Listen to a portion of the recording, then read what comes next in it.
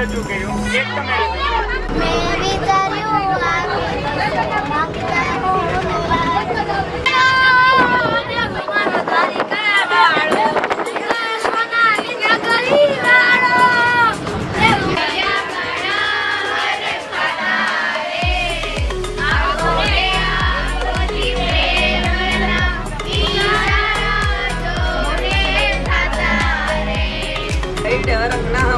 ચોટે નહીં કામમાં હોનલ અમારું દરડું હોનલ મટડે જાય, અમારું દરડું હોનલ મટડે જાય. ઠાકોર હરી હરી થમકે ઠાકોર હરી હરી થમકે ઠાકોર ભણવા જાય રથ ગાડું છોડી. દાનમ અધર્મસ્ય તદાત્માનં સજામ્યહં પરિત્રણાય સાધૂનાં વિનાશાય ચતુષ્કૃતાં ધર્મ સંસ્થાપનાથાય સંભવામિ યુગે યુગે.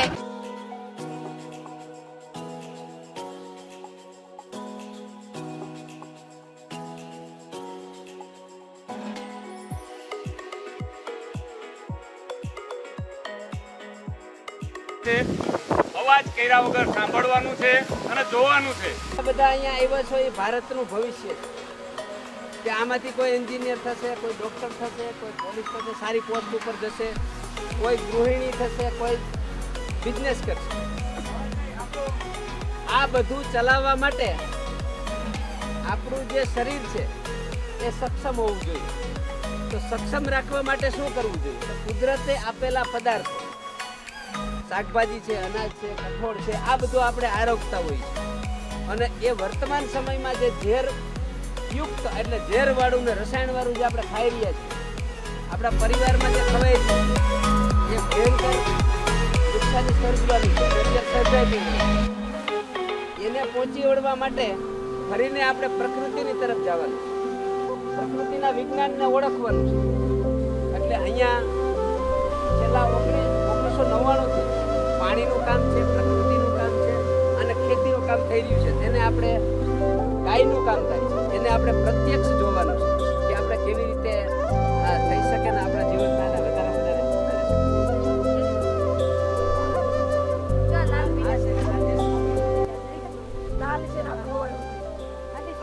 શાક.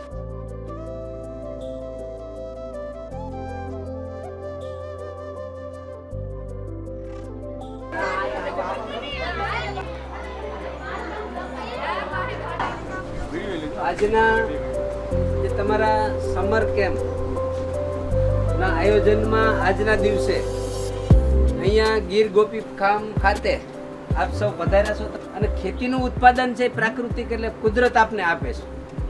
એના દ્વારા થતું ઉત્પાદન આપણા સુધી પહોંચે છે.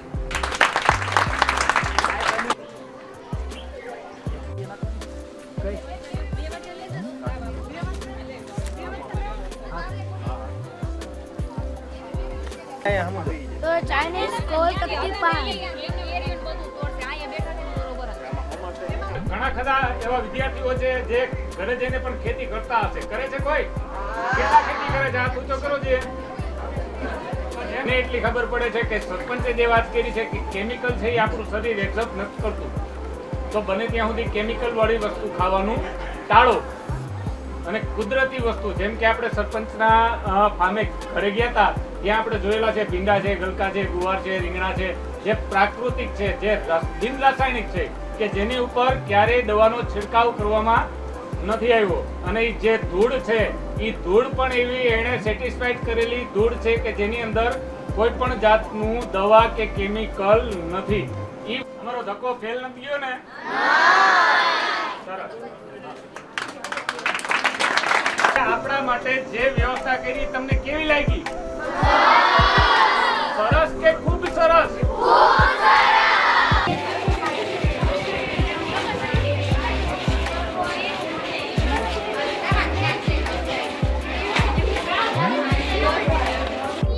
જાણો એ માર્કિંગ છે.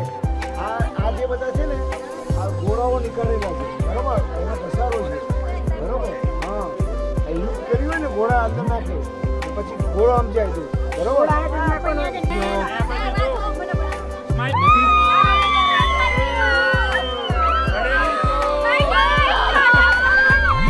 કરેલી તો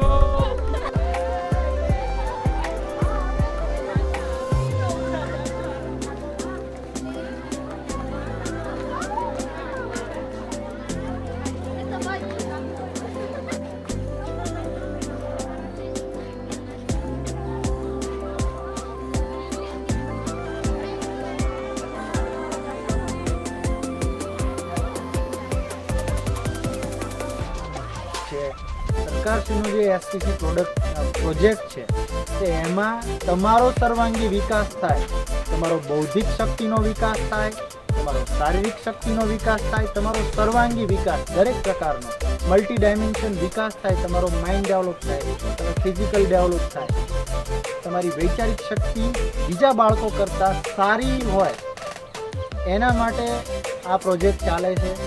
એમાં અલગ અલગ આઉટડોર જગ્યાઓ તમને વિઝિટ કરાવીએ છીએ. આજે બપોરે ક્યાં વિઝિટ કરી તમે લોકોએ? જામકા. શું શીખ્યા ત્યાં? ઓર્ગેનિક ખેતી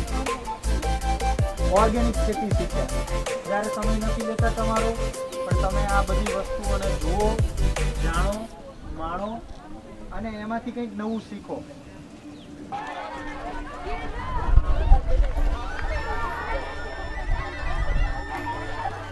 બંધ થઈ જાય છે. આ છે બૌદ્ધ ગુફા, જે 1958ના વખતથી, 58 નહીં પણ એ પહેલાના વખતથી છે, અને 1958થી આનો એક કાયદો લાગ્યો છે, આ ગુફાને કોઈ પણ જાતનું નુકસાન કરશે તો 5 અશોક સમ્રાટ, અચ્છા જે રાજા અશોક સમ્રાટ કહેવાના હતા, ખ્યાલ છે ને તમારા ભણવામાં આવે છે બધાને?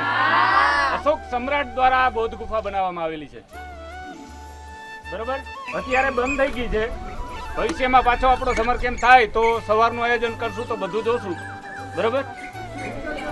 હા, કદાચ કોઈ સાંભળા છે ઘડી ઘડી વાવ ને નવઘણ કૂવો, સાંભળ્યો છે? આ જોવે જીવતો મુવો, આવી કહેવત છે. એટલે આપણે ભાગ્યશાળી છીએ કે આપણને વાવ જોવા મળે છે. સાંભળ્યું? સાંભળજો, હળી કડી વાવ છે. ઈ પેલા એતી અને ચેતી નામની 2 બહેનો હતી, એનું બલિદાન આપ્યું હતું. ત્યાર પછી આ વાવની અંદર પાણી આવેલું છે. બલિદાન આપ્યા પછીની વાત છે. જ્યારે જીવતા માણસના બલિદાન આપતા, જ્યારે પાણી નહોતા ને ત્યારે માણસોના બલિદાન આપી અને પાણી આવતા. બરોબર. જોઈ